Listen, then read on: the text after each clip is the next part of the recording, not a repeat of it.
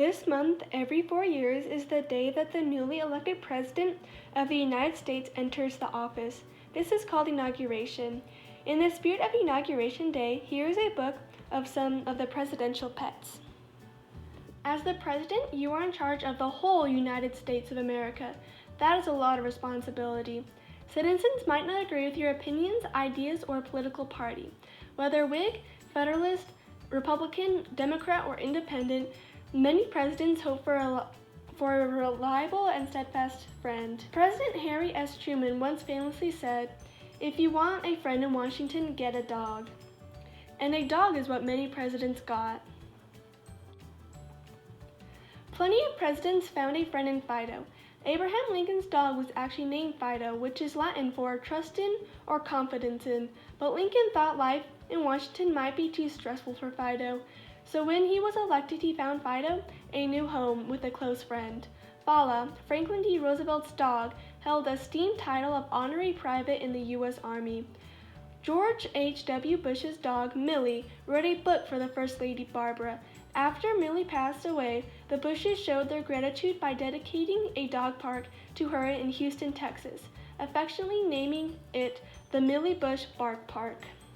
Barack Obama's dog, Bo, did not write a book for his owner, but there were plush toys created of him. Everyone could snuggle with Bo. President Truman didn't follow his own advice. When a supporter from Missouri sent him a Cocker Spaniel named Feller, he quickly gave him away. Maybe a dog was not the kind of friend he had in mind. If you want a friend in Washington, maybe you should get a cat. And a cat is what many presidents got. The first cats to take residency in the White House belonged to President Lincoln. He loved to rescue strays. Legend has it he liked talking to them.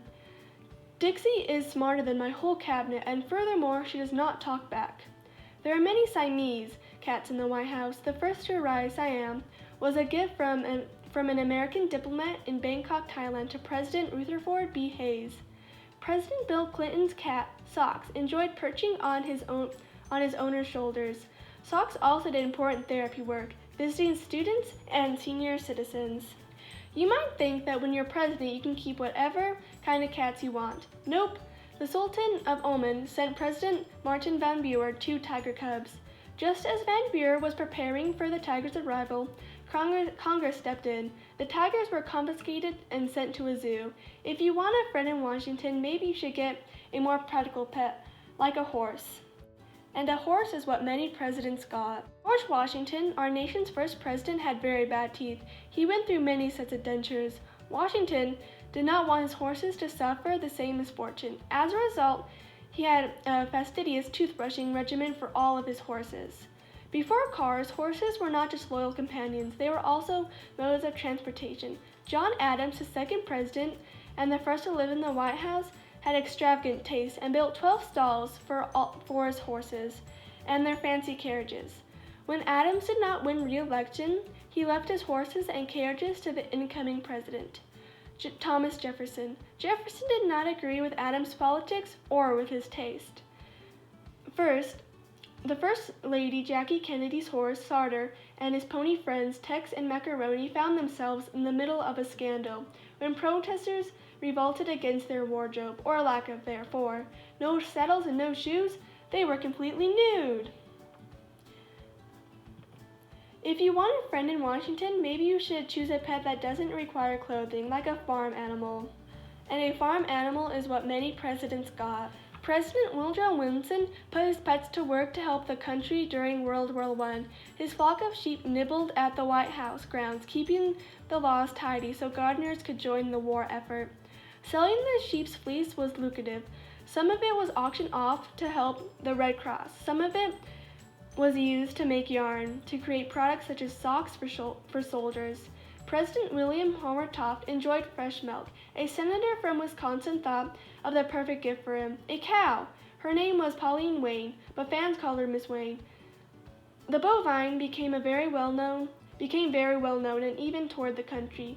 One of her stops was at the International Dairy Expo in Milwaukee.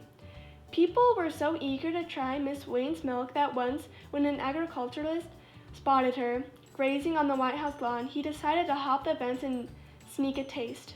If you want a friend in Washington, maybe you should get a bigger animal, one that you can't sneak up on. And a bigger animal is what many presidents got.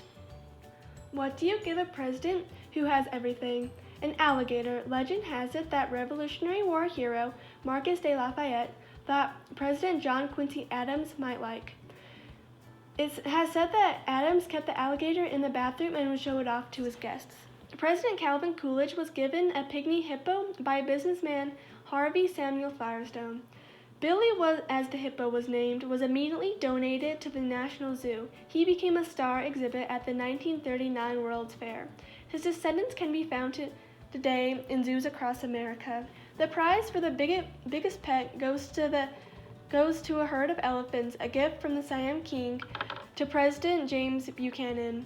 The only problem, the elephants never arrived. When Abraham Lincoln, the next president, got word of the pachyderm parcel was en route, he politely declined the shipment and sent them back. If you want a friend in Washington, maybe you should get a smaller pet, like a bird. And a bird is what many presidents got. Mockingbirds were among the most popular fowl to grace the White House. President Thomas Jefferson had a few of these beautiful birds, but his favorite was called Dick. Dick had free range of the president's office, and Jefferson enjoyed harmonizing with his bird on the violin. President Abraham Lincoln signed an official proclamation to set aside the last Thursday in November as a day of thanksgiving and praise. In honor of the new holiday, someone sent Lincoln a turkey. Lincoln's son Tad took liking to it. He named the bird Jack and taught it to follow him around. One day, Tad and Jack interrupted the meeting to beg his father to save his new friend from becoming holiday dinner. Jack was the first turkey to be pardoned, beginning a Thanksgiving tradition that continues today. President Andrew Jackson owned an African gray parrot named Pole and had a filthy mouth. The president and Pole went everywhere together. Unfortunately, Pole outlived Jackson and attended his owner's funeral, and he had a few things to say. If you want a friend in Washington, maybe you should get a quieter, smaller critter. And a small critter is what many presidents got. President Theodore Roosevelt had critters big and small. Some of his family's favorites were 5 guinea pigs. The president named them after people he admired, including Admiral Dewey, Roosevelt's horse-riding companion and the highest-ranked officer in the Navy. The Roosevelts also had a couple of flying squirrels. Their names had been lost in history, but they were known to hide in the Roosevelt's children's pockets, waiting for lumps of sugar. First Lady Louisa Adams, the wife of John Quincy Adams, found life difficult in the White House.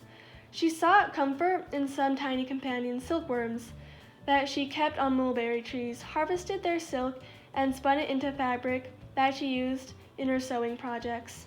Almost every president to call the White House home has found companionship and comfort in a pet. Andrew Johnson is one of the few exceptions. Even though Johnson didn't officially have a pet, one day some mice wandered into his bedroom. The mice arrived while Johnson awaited charges of impeachment. He fed them flour from his family's mill, addressing them as little fellows. Watching their antics really brought him peace and comfort during this uncertain time. After all, even when you are leaving Washington, a friend is welcome.